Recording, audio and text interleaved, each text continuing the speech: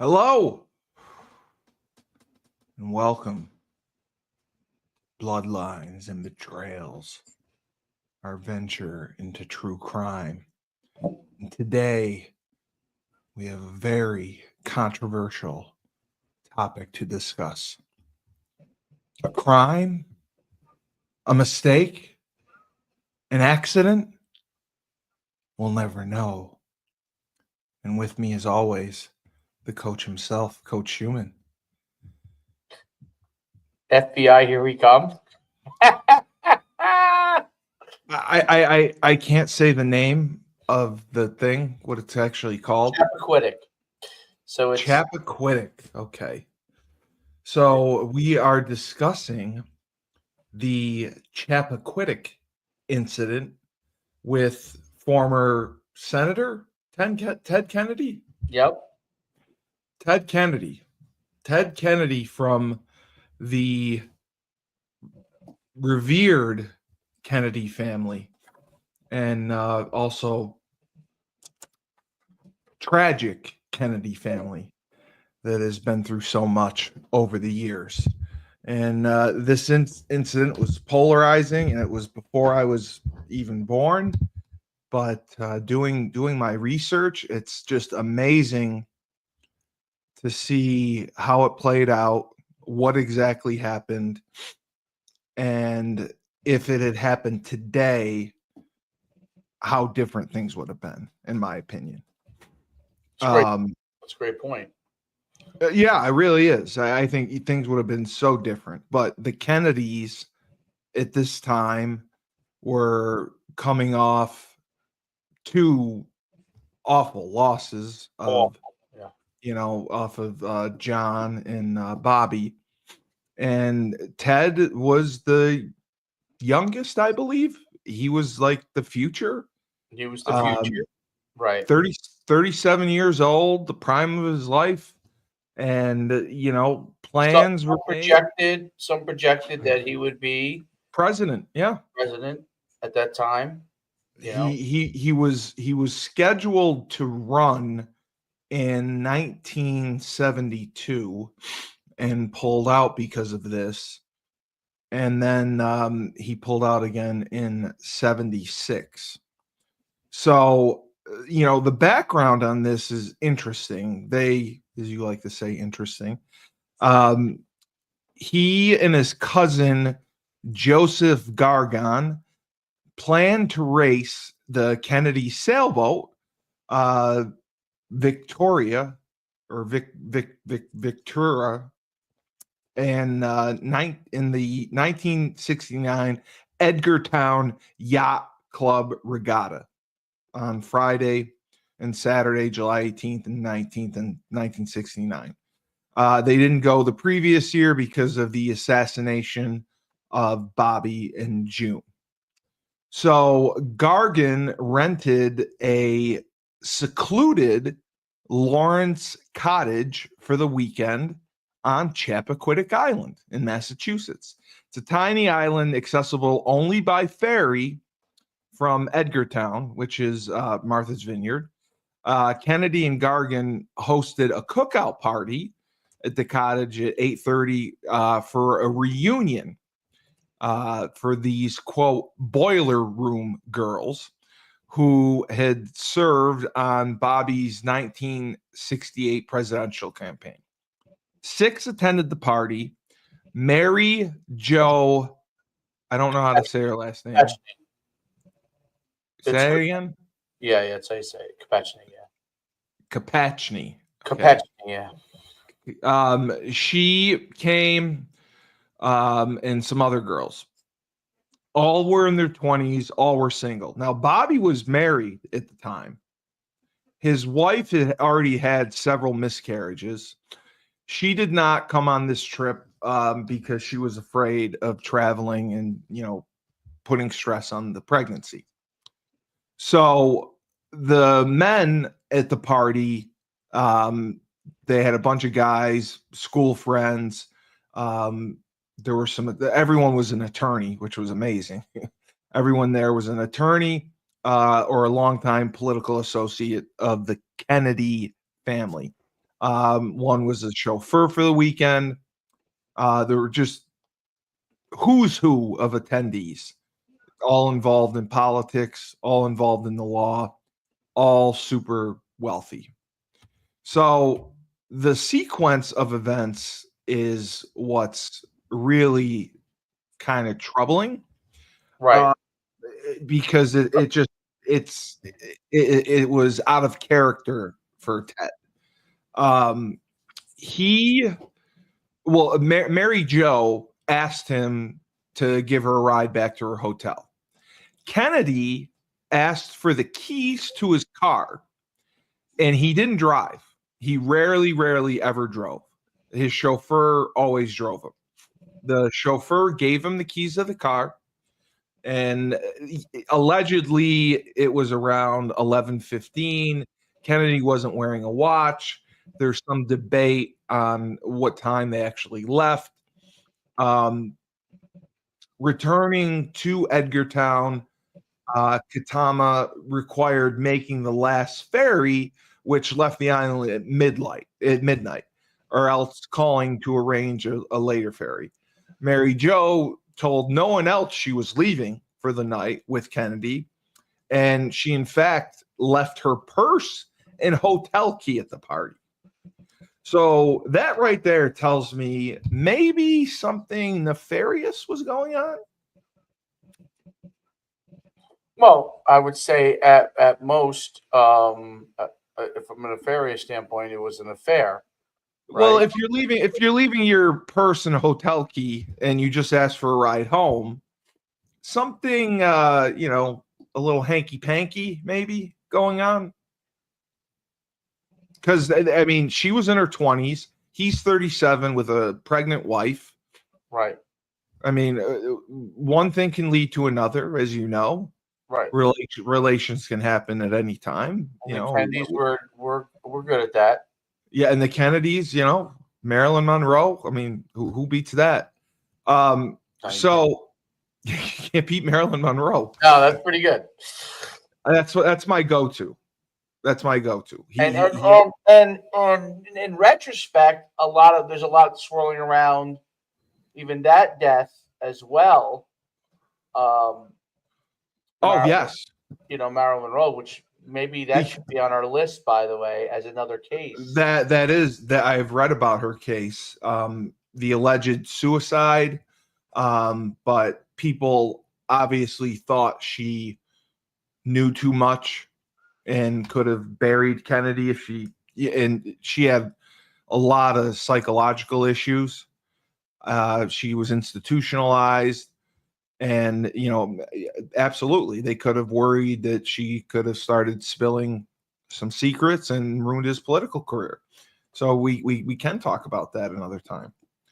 So, I was just going to say the exact time of the crash is unknown because there's so much conflict between the testimony. Kennedy actually drove by a deputy sheriff as he was driving Mary Jo. Which leads me to believe he was intoxicated. Well, of course he was. Even though there was never a sobriety test ever performed. Nope, and not at all. And there was never an autopsy on Mary Jo, which I thought was key. So Kennedy runs into the deputy sheriff, and he said that he saw him. And he drove to the ferry landing. He made a wrong turn onto the unpaved Dyke Road instead of bearing left to stay on the paved Chappaquiddick Road for another 2.5 miles. And there was also an intersection. The deputy sheriff left work by 12:30 a.m. on Saturday. He was in uniform. He was at a regatta dance, and he returned to Chappaquiddick Island for the yacht club's private boat and drove east and south on Chappaquiddick Road toward his home. Around 12:40, after he passed the intersection on Dyke Road, he saw the dark four-door sedan driven by a man with a woman in the front seat, approaching and passing slowly in front of him. The car drove off the pavement onto Cemetery Road and stopped. Thinking the occupants must have been lost, the deputy sheriff stopped and walked towards the vehicle. When he was about 25 feet away, the car reversed and started backing up towards him. And he called out to offer help. The car just kept moving forward, veered, and went onto Dyke Road and sped away and left him in a cloud of dust. And the deputy sheriff, Locke, he recalled that the license plate began with an L and contained 2 sevens, consistent with Kennedy's license plate, L78207, an Oldsmobile Delmont 88. I have no idea what that is, but it sounds good. That's it right there. Oh, okay. So that's the actual car after being pulled out. It is. Yes, this is the car when they first got it out. See, that's what's so crazy. This is it submerged as it's just starting to bring it up. And then this is the Dyke Road that you were talking about. The one. Now it didn't have guardrails at this time when it happened. They put guardrails on after it happened. That's a good point. Yep. That was interesting as well. It didn't, but that's why there's controversy, because the deputy sheriff, if his version is true, leaves over an hour of Kennedy's time with Mary Jo unaccounted before the crash. So about a minute later, Locke, the deputy sheriff, saw Kennedy's party guests, Nancy and Mary Ellen Lyons, dancing in a conga line down the middle of Chappaquiddick Road, a short distance south of the Dyke, the bridge. Right. He stopped to ask if they needed a ride. They declined, and they corroborated his testimony about meeting him in the road, having the verbal exchange, and declining the ride, but they were unsure of the time. They also were unsure that they saw a vehicle driving north on Chappaquiddick Road, which they could not describe in any detail. So, the Dyke Road leads to 0.7 of a mile to the bridge. It was a wooden structure angled obliquely to the road, crossing the channel connecting Cape Pog Pond to the north and Poocha Pond to the south. And there were, like I said, the bridge was not fitted with guardrails. A fraction of a second before Kennedy reached the bridge, he applied his brakes, lost control, and the car was launched over the southern edge of the bridge, plunged nose first into the channel, and flipped over. Now, this is what gets me. It says that it was only 6 to 8 feet of water. And I'm sure he was an avid swimmer. All the Kennedys were. Yeah. And, I can stand in 6 feet of water. So right. Kennedy swam free. Mary Jo did not. Kennedy claimed he called her name several times from shore, tried to swim down and reach her 7 or 8 times. How hard can it be to swim down? I know it's dark, it's night, whatever. The only thing is that it's dark. It's 6 feet. It's 6 feet. 6 to 8 feet. If you feel the car, once you swim down, you feel the car, right? So that would guide you. Once you feel the car, you probably have a feel for where everything is on the car. And then can you get in to get her out? Yeah. Well, if he got himself out. Right. Maybe he could not get her out. I don't know. It's hard for me to believe that he dove down 7 or 8 times. It's not like it was 20 feet of water. It's 6 feet. It's 6 feet. I mean, we're standing in that. Like you could, I could stand in 6 feet of water, open a car door or a window or whatever. Right. Or use something to break it, whatever. And it probably was partially submerged. It probably wasn't completely submerged at all. It wasn't. Right? It wasn't. It tipped over. It went in head first and then tipped over. But yeah, it wasn't completely submerged. So this is where it gets kind of that leads me to believe, reading between the lines on this, he they said she could have survived for a period of time trapped in the car, especially if the yes. And they probably weren't wearing seatbelts back then, right? Nope. This is 1969. They might have had seatbelts, but they weren't often used. Okay, so it strikes me as a situation where it wasn't like that you had an impeding seatbelt. You know what I'm saying? Right, exactly. Impeding her. So, like, very hard to get off, or she couldn't get out. So, I don't know how hard he really tried. There's definitely negligence here. There's definitely negligence at the least amount.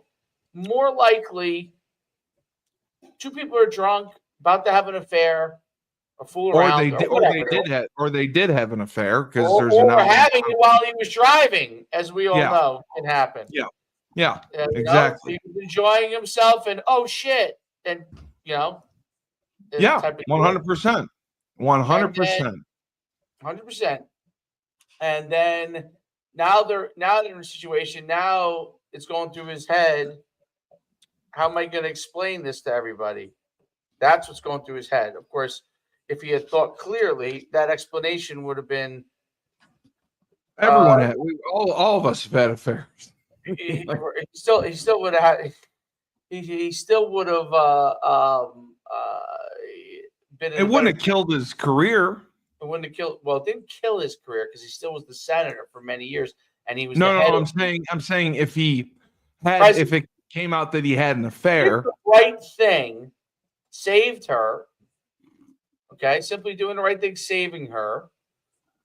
Yeah, absolutely. It sounds like a cop might have not been too far away either. Might have been able to run and get her. Yeah, it's was not right like there. Maryland, right? Like, what are you going to run a half mile? So what does that take? 3 minutes? So 4 minutes. Well, for him, maybe slow. 4 minutes. So that part of it is very puzzling to me. I have my theories. Obviously, nothing's been proved in court, but my theory on it is that was all going on, and maybe he hoped she would get out and scrub his hands from this, which he may. That's what he said. He did say that, like, in his statement to the police in the morning, he said that, like, I just held out hope that she escaped and was fine. But what's puzzling is he does the rescue attempts. Nothing comes of it. So this motherfucker goes back to the cottage where the party's still in progress. But rather than happen. Yeah. But rather than alerting to the guests of the crash, he quietly summoned Gargan and Markham. Gargan was his cousin.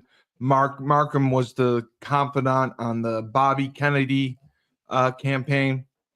And he collapsed in the back seat of a rented Plymouth Valiant parked in the driveway. Gargan drove to the site of the crash, and they tried to rescue Mary Jo from the car. Gargan and Markham jumped into the pond and tried repeatedly to rescue her, but were not able to. due to a strong tidal current. Again, it's 6 fucking feet of water. Really?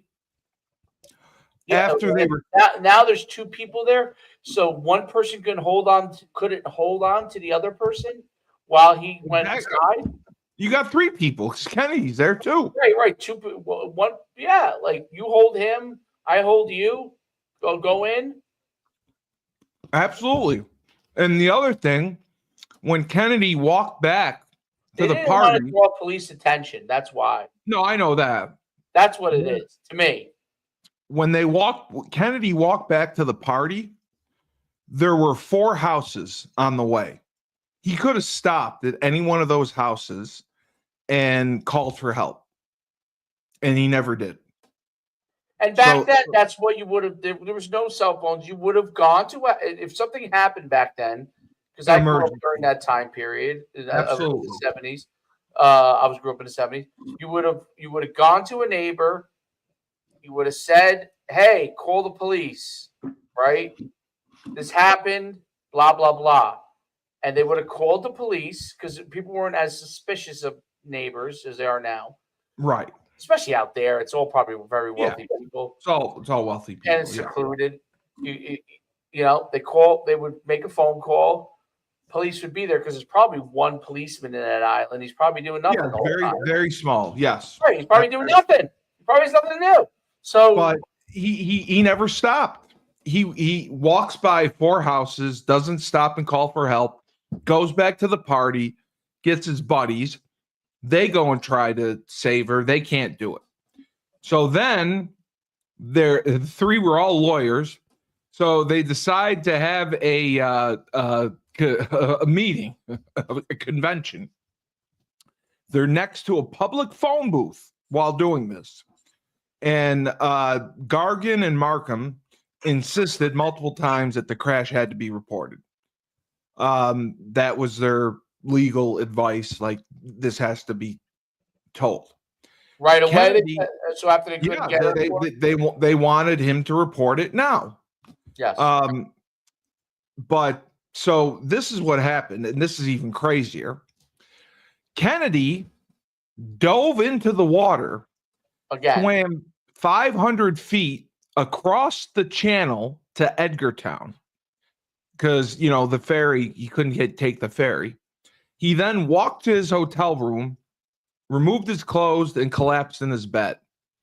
So the 5 rescue attempts, he's still able to swim 500 feet across the channel. That's what he could have rescued her.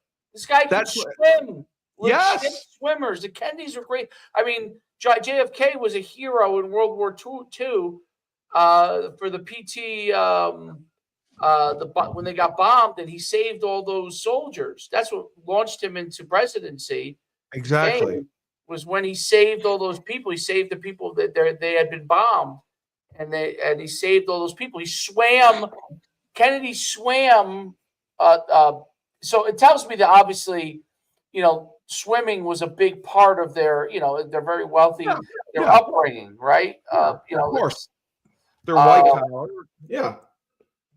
So JFK swam and saved all those people. I think he swam miles with by one person, saving him, holding him in his mouth, I think, or something.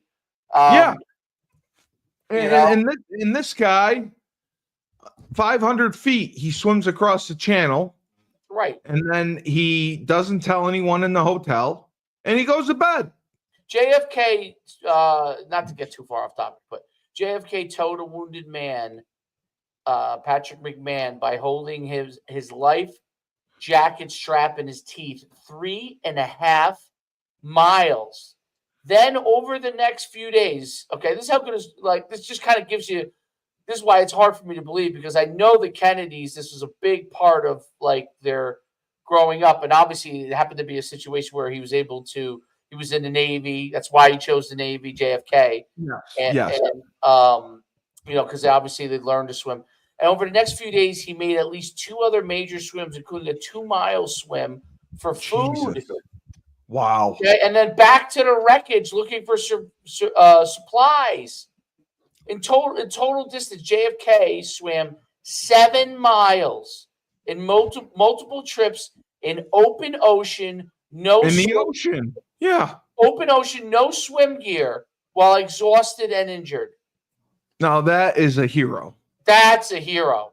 It's sad some of the things that happen. I mean, their family's like blessed and cursed at the same time. But This guy is swimming 500 feet, and he can't swim down. He probably did it with ease. And he can't swim down 8 feet, 6 feet of water to get this girl. Come on. So he goes home, passes out, and Gargan and Markham went back to the cottage. They got back around 2 a.m., but they told no one what happened. When questioned by the guests, they said that, Kennedy swam back. He swam back to Edgartown, and Mary Jo was probably at her hotel. So they lied. They told everyone to get some sleep. By 7:30 in the morning, Kennedy was casually talking to the winner of the previous day's sailing race and gave no indication that anything was amiss. At 8 a.m., Gargan and Markham went back to Edgartown on the ferry and met Kennedy. And, they were furious that he did not report it. So a short time after 8 a.m., a kid and his dad were fishing, saw the car submerged, and notified the residents at the cottage, as you would. They called the authorities at 8:20. The Edgartown police chief, Dominic James Arena, arrived at the scene 15 minutes later. He attempted to examine the interior, and he got a the scuba diver, with cable equipment and towing equipment to pull the vehicle out of the water. John Farrar, captain of the Edgartown Fire and Rescue Unit, arrived at 8:45. He had the scuba gear. He discovered Mary Jo's body in the back seat. He extricated it within 10 minutes. 10 minutes! Police checked the car and saw that the license plate was registered to Kennedy's. And one of the guests, Rosemary, her purse was found in the front passenger compartment of the car, causing they misidentified Mary Jo as Rosemary because it was her purse. So Kennedy meets with his crew, Gargan and Markham, on Chappaquiddick Island on the ferry. Kennedy made a series of telephone calls from a payphone near the ferry crossing, the same phone that the guy stood by for 6 hours earlier discussing Kennedy's options. He called friends, he called lawyers for advice, and he never notified the authorities that he was the operator of the vehicle, which was still upside down in the pond. He called his brother-in-law, Stephen Edward Smith, Congressman John V. Tunney, and others that morning, but he still failed to report the accident. He was at the payphone when he found out that Mary Jo's body had been discovered. He then goes to the police station, and he at 9:50 he asked to make some calls, and then he told the police chief, Arena, that he knew about the accident and the identity of the victim, and admitted he was the driver. Arena was completely stunned. He led Kennedy into another empty office where he could provide a dictated statement to Markham, his buddy, who wrote it out in longhand, and Arena typed out the statement. So the statement: I was driving my car on Main Street to get back to the ferry of Edgartown. I was unfamiliar with the road and turned right into Dyke Road, that dirt road, instead of bearing left on the main street.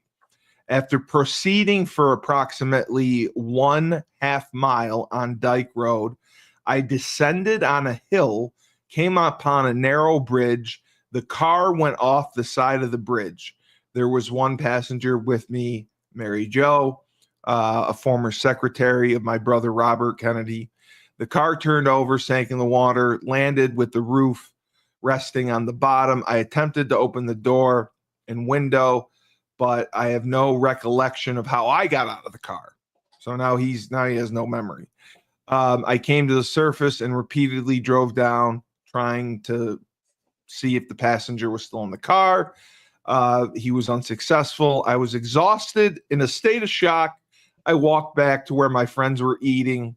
There was a car parked in front of the cottage. I climbed in the back seat and I asked someone to bring me back to Edgartown. And I remember walking around for a period just in my hotel room. When I fully realized what happened, I immediately contacted the police. That is his statement, which is complete bullshit. And he did not sign the statement, which is even more incredible.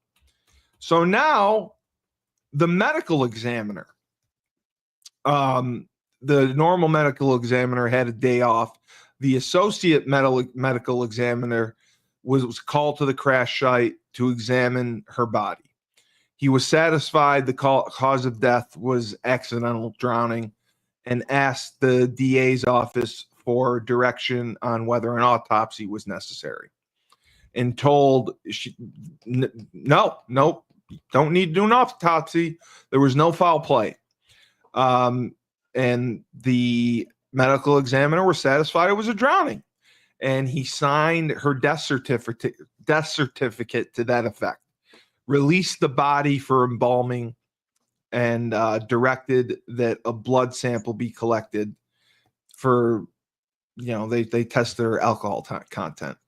The result was 0.09, which was very, very high. Basically, it's up to 5 drinks. It was high because she was very small. So she was really intoxicated. The body was released to the family. The funeral was held. That was it. The actual medical examiner, Robert Nevin, he was pissed that the associate medical examiner disagreed to do the autopsy, believing that ruling out foul play would work to Kennedy's advantage by laying a public speculation to rest. So this turned into a complete nightmare.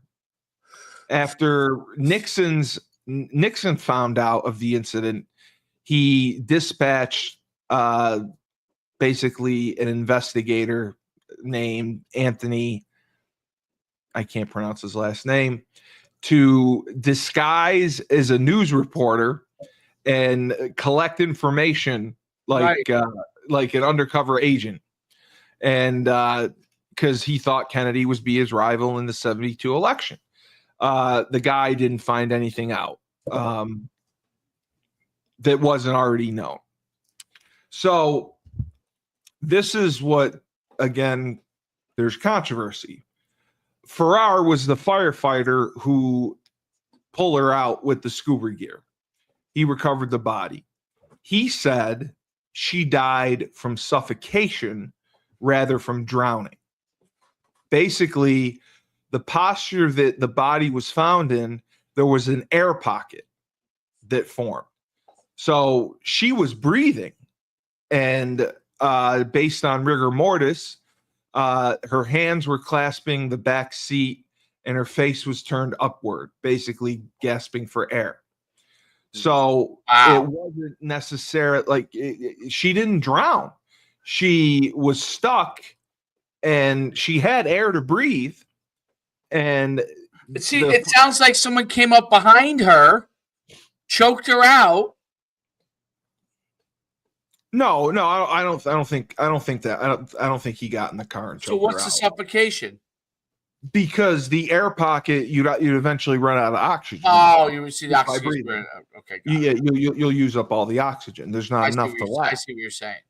That's why they estimated she probably lived for several hours down there. Wow.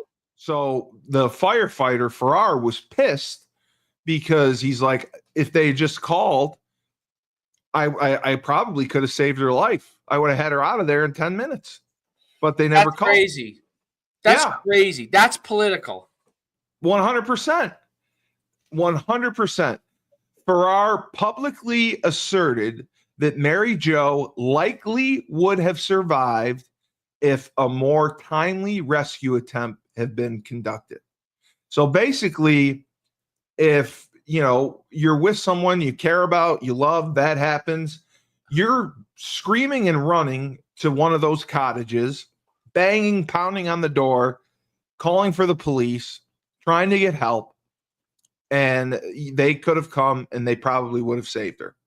But because Kennedy was, like you said, as we had our discussion about reflection, he was reflecting on his options, on what would happen based on, regardless of the different scenarios that played out.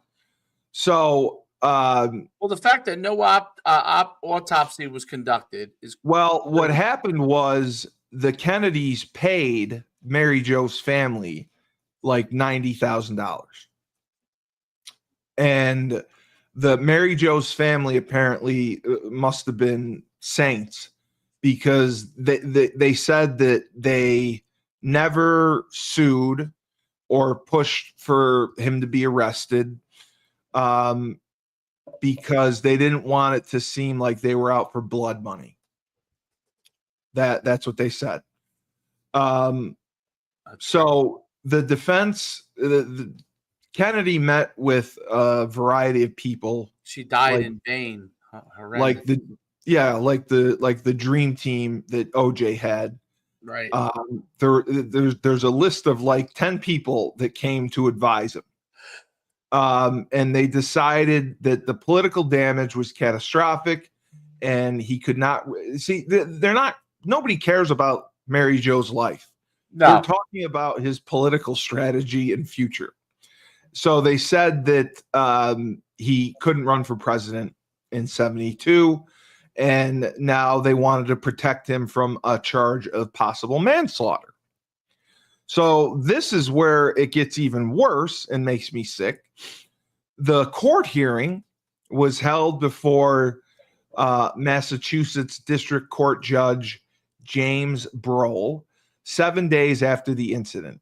Kennedy pleaded guilty to a charge of leaving the scene of an accident, causing bodily injury, and his attorney argued any jail sentence should be suspended. And the prosecutors agreed, citing, well, he's 37 years old. He's got impeccable character and an incredible reputation, considering the unblemished record of the defendant and the insofar as the Commonwealth represents, this is not a case where he was really trying to conceal his identity.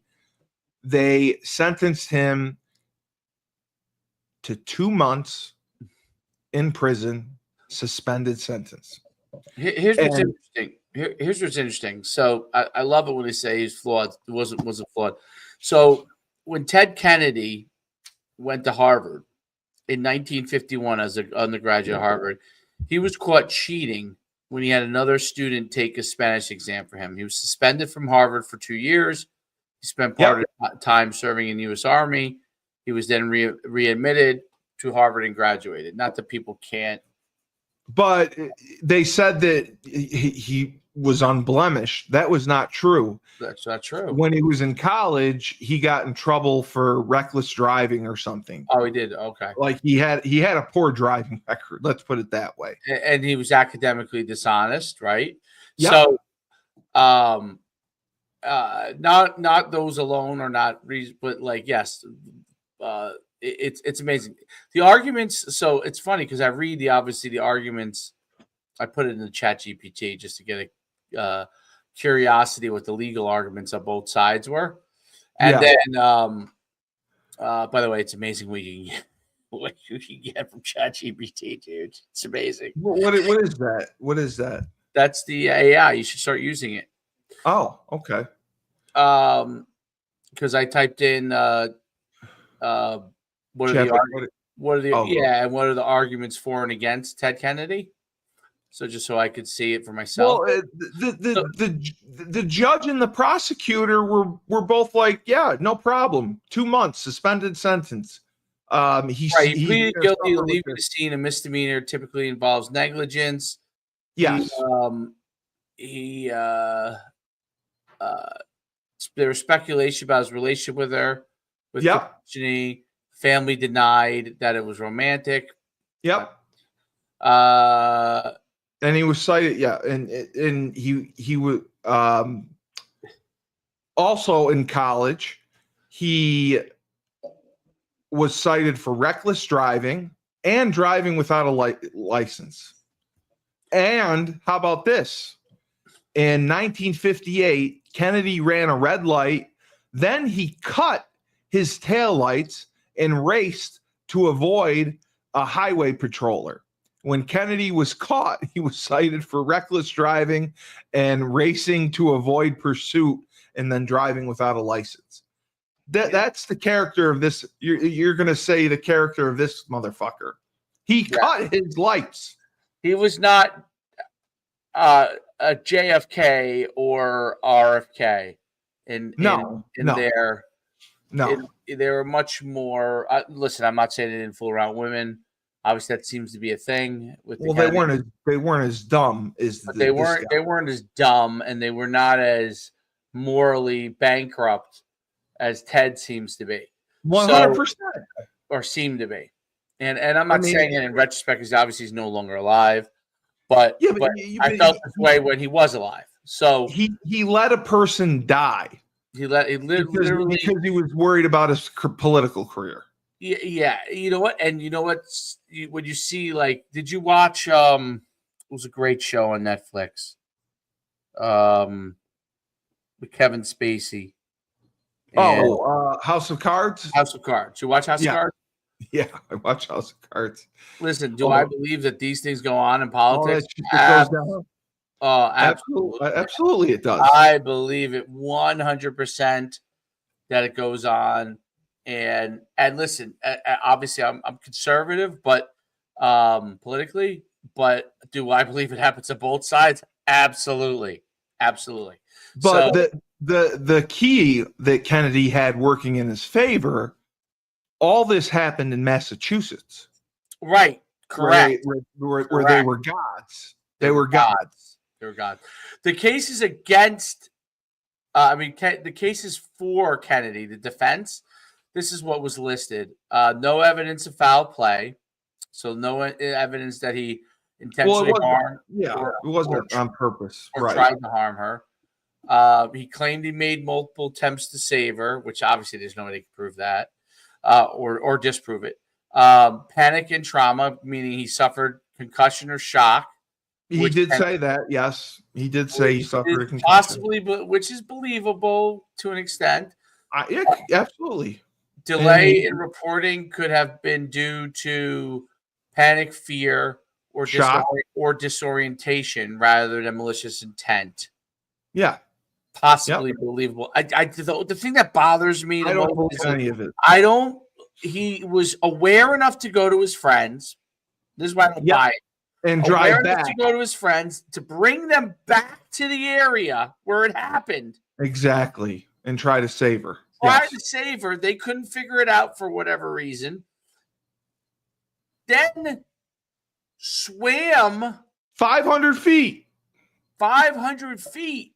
I don't think there's that many people who, in a concussion, could swim 500 feet. And drunk could do that. Yeah. And drunk, right. Absolutely.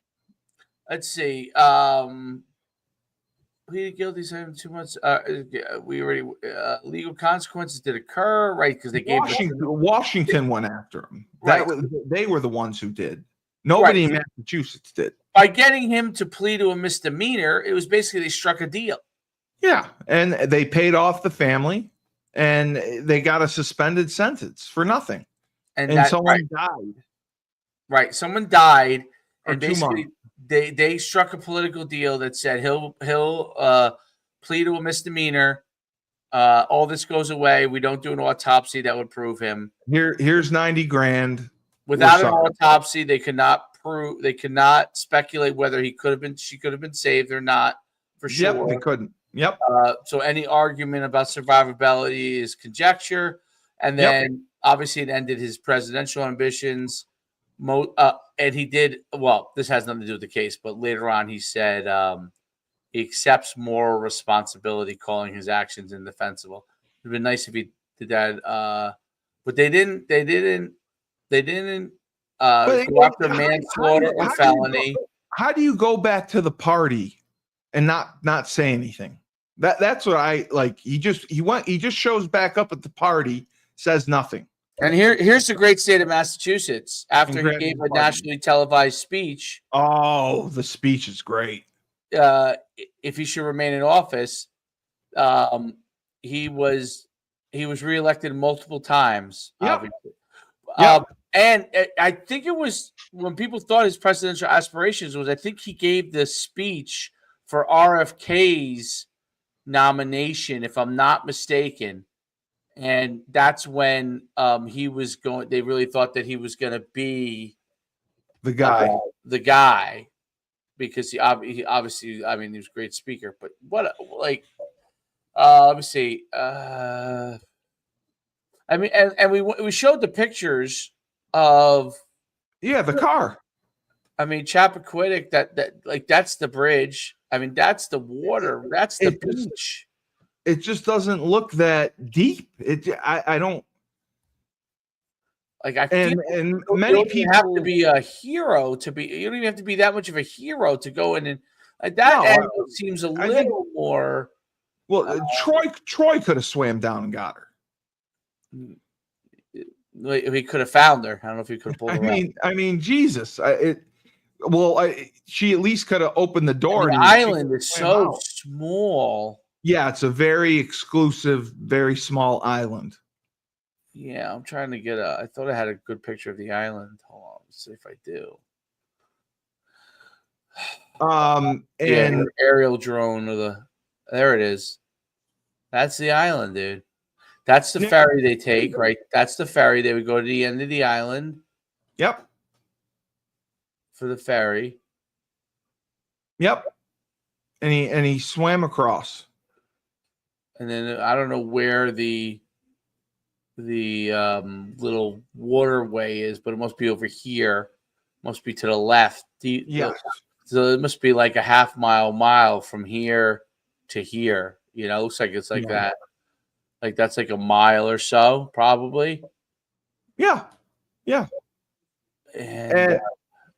And this is probably a newer picture, so this is probably more built up than it was back then. There might have been not as been as many people living there back then. Like I wonder if I can get a picture. No, there probably wasn't. But you're right. They paid money to have him give a speech to the people of Massachusetts to decide whether he should resign. And his approval rating went down, but he never was voted out. And his speech was concluded with a passage from his brother John's book.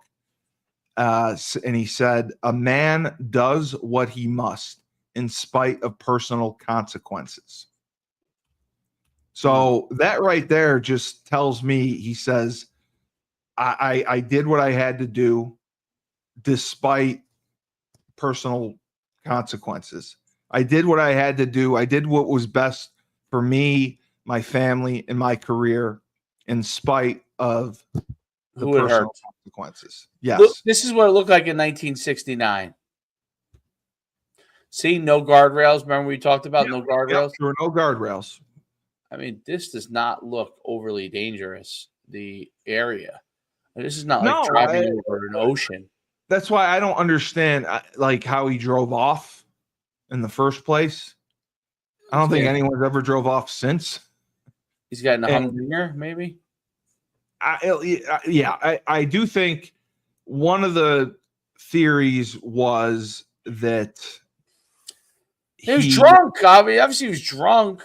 Well, yeah, but people also think that he didn't want her to survive because he had an affair with her. Yeah, of course. There's no doubt. There's zero doubt in my mind that he was having an affair with her. I know the parents have said differently. I mean, come on. Like, I mean, what world are we in? Like, he's alone with a woman and he took the car, which he never did. As a person once told me, nothing good happens after midnight. So after midnight, all that can happen is dangerous. Might feel good, but it's dangerous. So, I mean, they did a grand jury investigation, and the family opposed it. Everyone opposed it. They still did.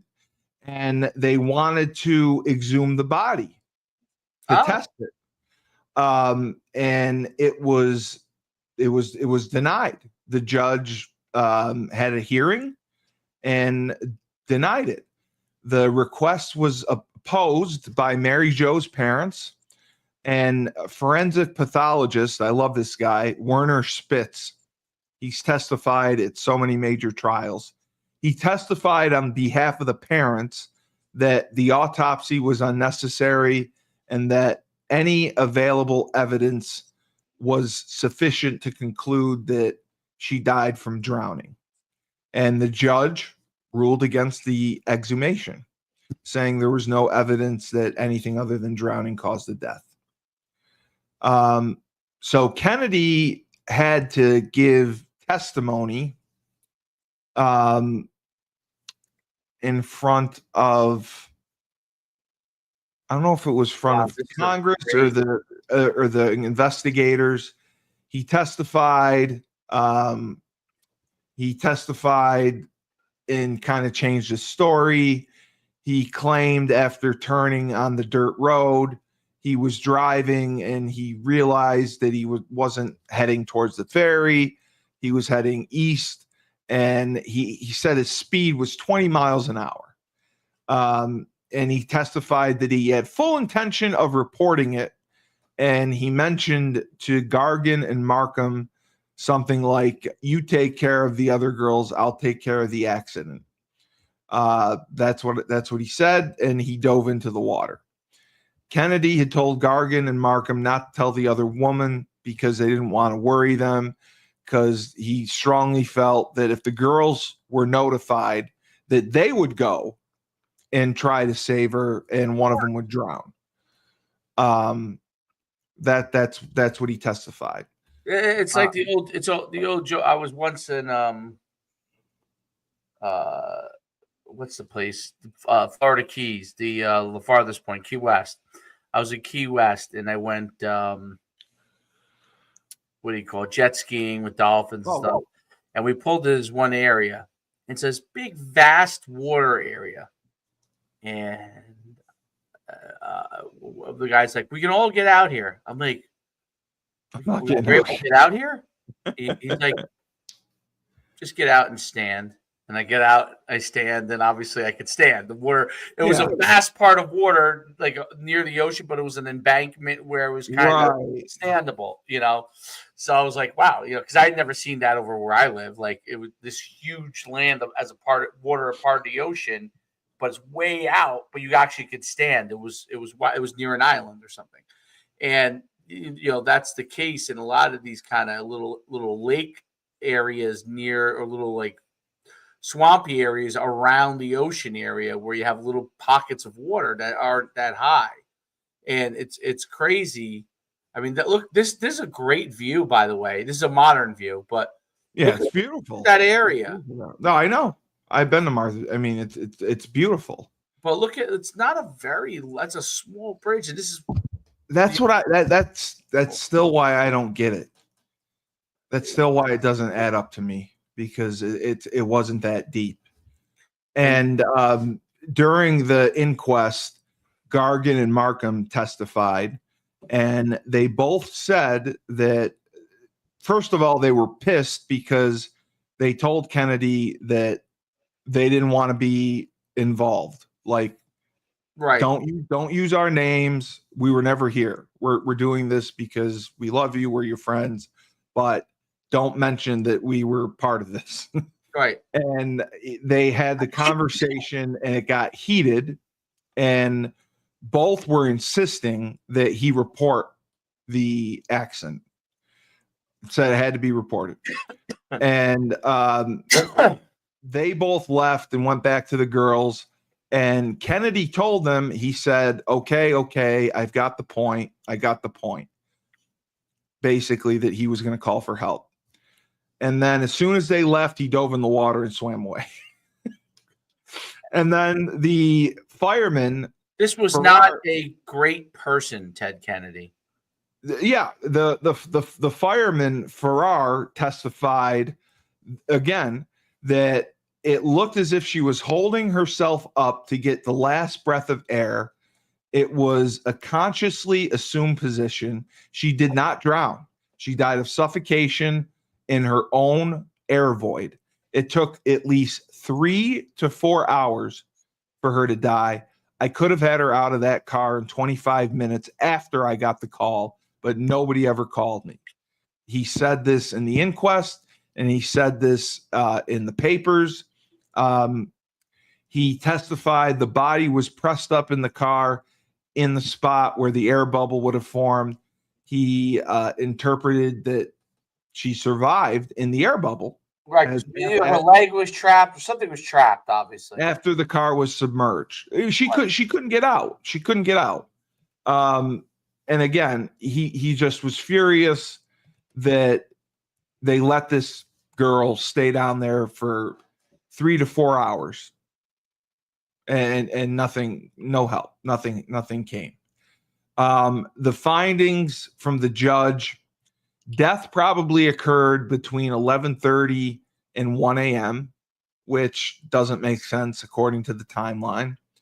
Kennedy and Mary Jo did not intend to return to Edgartown at the time. Kennedy did not intend to drive to the ferry slip and turn into Dyke Road. It had been intentional. A speed of 20 miles per hour would at least be negligent or possibly reckless on that bridge, because if he knew of the hazard, the operation of the vehicle was criminal. And he believes it's probable that Kennedy knew of the hazard that lay ahead of him on Dyke Road, but that for some reason, not apparent from his testimony, he failed to exercise due care as he approached the bridge. There's probable cause to believe Kennedy operated the motor vehicle negligently and that he contributed to the death. Having found probable cause of a crime, they could have issued a search warrant for Kennedy's arrest, or a warrant for Kennedy's arrest, but did not do so. Despite the findings, the prosecutor declined to go for manslaughter. And the Mary Jo's family did not bring any legal action against the Kennedys because they were paid $90K and $50,000 from his insurance. And they said taking legal action, they didn't want people to think there was blood money. They were going for blood money. But this was just a complete mess, because Massachusetts went out of their way to protect him. Washington wanted investigations. They wanted to exhume the body. And he got away with it. He freaking got away with it. And they found drunk. He would call him a coward. But I would say I would say this is something that he could have saved her. So I wouldn't even go so far as to say I would say it's not cowardly. It was intentional. Okay, because I think so too, and based on the quote he said too. Yes, intentional, and that's the thing that like people get caught and say, "Oh, he's a coward. He didn't want try to save her." No, he intentionally didn't try to save her because he swam himself 500 meters to save to across a channel. I mean, for God's sakes, that would have that takes more courage than saving someone who's 5 feet down that you could go grab. So Yeah, he intended for her to die. He intended for her to die because once maybe you could argue that he hoped somehow she would get out on her own, but he basically left her there to die because he didn't want to face the consequences, which he of cheating, of his political career, because he knew that. Well, he believed that had she survived, his political career would have been ruined. You know, he wouldn't be the senator. He wouldn't be able to run for president. All that would be taken away. And I don't see that to be true. I think it would have shown courage and humility. I made a mistake, but I'm, regardless of my career, I'm not going to let someone die. Right. I'm going to save a life. And it blows my mind that they found probable cause to prosecute him for manslaughter, and the DA declined to do it. All because it's in Massachusetts. Oh, there's no doubt the case. It's very sad. It's a very sad case. A sad case. It's sad. We mentioned the OJ case, and Ron Goldman's father was on OJ like flies on shit. Everywhere, everything he did, every dollar he made, he went and got it. He never let him forget it or live it down. I wish Mary Jo's parents were a little more aggressive with that. I mean, okay, is your daughter worth $140,000? Do you put a price tag on it and just say, we want to move on? You know what I do love about the Ron Goldman thing? Ron Goldman has outlived OJ. Ron Goldman's father. I'm sorry. Of course he did. He's 84. He's still alive. Of course he did. Of course he did. Yes. That case is.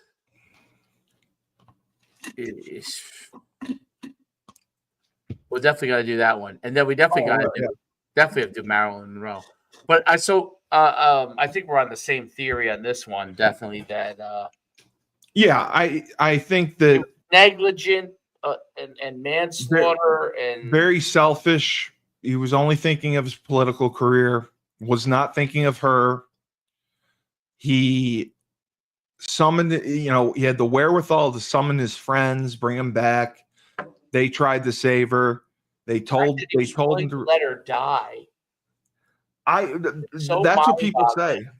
And what ended up happening, his wife ended up having a miscarriage. Oh, that's right. And she blamed it on this incident because it put so much stress and strain on her. Bad karma. Yeah. And, for all the amazing things that Ted Kennedy did, I think this was largely forgotten about. Like 10 years later, I never heard of it. I never heard of it until like 5 years ago. Oh, you never heard about the case, you mean? Yeah, I never I think that people forgot about it. People put it behind them, and it was business as usual. Now, it ended any advancement in his political career because there was no way he could run because that was going to come up. and his testimony was inconsistent. They could obviously show that they had probable cause to indict him for manslaughter. Do I know if he would have been a good president? None of the Kennedys were presidents, so who knows? I think JFK, obviously was the best. I think Bobby would have been phenomenal. I don't know about Ted. Yeah, I mean, he didn't deserve to be president, So the guy who Trump brought in, Robert Kennedy, who's that? That's RFK Jr. Okay. Who, RFK, like Bobby's son? Mm-hmm. Oh, wow. Bobby's Okay. Well, but aren't the Kennedys Democrats? So, well, he was a Democrat. Oh. He flipped. He left the Democrat because they've gone after him because he was anti-vaccination and all this stuff. With vaccination crap. Yeah, so he flipped, and he's into health, helping people be healthy, and he's How old is he? He believes that all the murders of his dad and his uncle were conspiracies. Like, he really, most of the Kennedys have kind of like pushed away from him because He's a conspiracy theorist. he believes that a lot of this stuff was government based, taking them out, and I don't think he's too far off. I mean, I think Robert Kennedy Jr. He has some things that are a little out there, but for the most part, I think he's in the right place, and I think he's very smart. Like, he had like you ever heard him speak? How his speech is? No. So he like he can barely speak because his voice has like, I don't know if he had a disease or His vocal cords were damaged or whatever. yeah. So he let me see here. What was it? His yeah, I'm trying to think of what happened. I mean, Robert Kennedy Jr. is interesting. He's got an interesting background. After his father's death, Kennedy struggled with drug abuse. Well, a lot of them did, yeah. Struggled with arrest. He was a ringleader of a pack of spoiled rich kids who called themselves the Hyannisport Terrors, engaging in vandalism, theft, and drug use. They blamed Kennedy, RFK, for leading other members of the family down the path of drug addiction, calling him a predator. Well, it wasn't At Harvard, Kennedy continued to experiment with heroin and cocaine, often did it with his brother David, earning 82. God, how many brothers are there? Interesting. Who is Patrick Kennedy? He did get arrested for heroin at one time. That's nothing. Everyone gets arrested for heroin. The Patrick Kennedy was bad. Who was? Was there a Patrick Kennedy? It's amazing because he really turned his life around, RFK Jr. But if you think about, like, people, like people want to blame, like, think about what he was been through. His father was killed. His uncle was killed. Like, that's trauma, of course. He probably was fucked up for a while. I mean, shit. Yeah. By the way, he's independent, so he's not. Well, it's good to have that voice on the panel. With Trump. His education's amazing. He got a Harvard degree. He also has a degree from the London School of Economics. He has a JD from University of Virginia, and he's got an LLM, which I don't even know what that is, from Pace. Oh, Master of Laws. He must be a smart guy. Yeah, sounds like he's a smart guy. Sounds like he's a smart guy. Yeah, he does. I was curious to see where the thing with his voice, where that is. Like, how did he lose that voice? He was very big against with the COVID-19 back stuff. Trying to see how he had heart problem. Oh, okay, he developed adductor spasmodic dysphonia, an organic voice disorder that causes his voice to quiver and makes speech difficult. It is involuntary movement of the larynx related to dystonia. Yeah, Right. the procedure. The procedure of the Brit. So I guess he had something to give him the ability to speak a little bit. But he's very interesting. Oh, it's RFK Jr. I'm gonna listen to the Kennedys stretch Who so wide and far politically. what are you thinking about for next week? I'd like to do Marilyn Monroe. We can do Marilyn Monroe. Or would you rather do OJ? Want to do OJ? No, OJ will be long. Marilyn Monroe, I love talking about. I like the old school. OJ, I know inside and out. Marilyn Monroe, You gotta do I some know. research.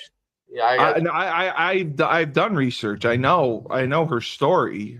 I know how she changed her name. She didn't have a great relationship with her mom. I think she was adopted. She's from a She, farm. she colored her hair. She originally from Texas, I think. She was institutionalized many times. Her doctor prescribed her way too many drugs. She took barbiturates and downers. I mean, her autopsy report, what was in her system, would have killed a horse. I mean, she was married to DiMaggio. Yep. Yep. She was sometimes good, sometimes not. I mean, she was difficult on set. That was tricky. And then she was one of the first women to. I think she started her own production company. And then I think she also signed a multi-film deal with a company as well. She was one of the first to do that. She signed like a 6-film deal with a company, and she also signed. She had her own production company that made movies. Very interesting. So she was a trailblazer. Yeah, we could go there. Do that.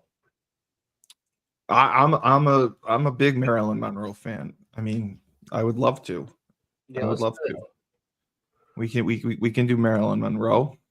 And I can't believe the Husky hardball keeps going up. Is it? Yeah, it's around 600. I posted it in some of the Facebook chats, the Facebook groups for baseball. Any of them? and, What do they and say for about it? UConn. It's gotten great reviews. It's gotten very good comments and reviews. Yes. We, just try to be a little more in depth, but otherwise it's good. That is good. So I have 2 more shows. I have one with Maria, and then I have one I'm doing with the animal shelter. And then I'll text you. I'm going to try to call you with Julius if you're around.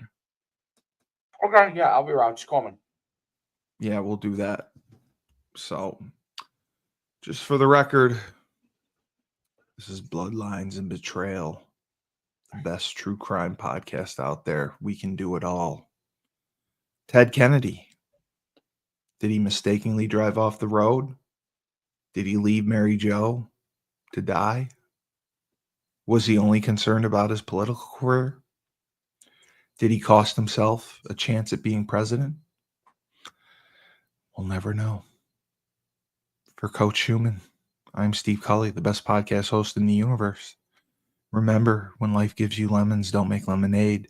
Take 2 oranges and don't drive off the Dyke Bridge.